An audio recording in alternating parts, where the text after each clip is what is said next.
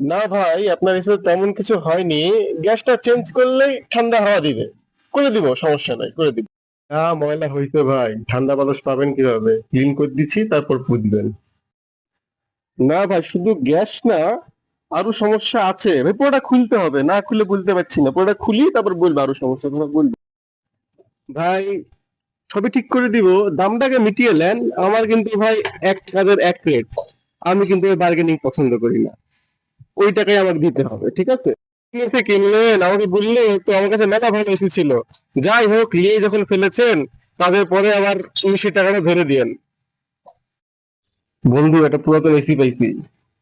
মালের ভিতরের কপার বেচে দাম উঠে যাবে।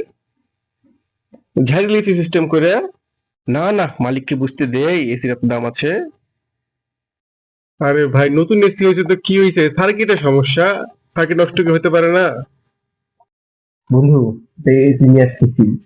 আরে কোনো সমস্যাই নাই, দুদিন দোকানে ফালায় রাখবো, বলবো সার্কিটের সমস্যা, সার্কিট চেঞ্জ করে দিয়েছি, দিয়ে বিল করে নিবো।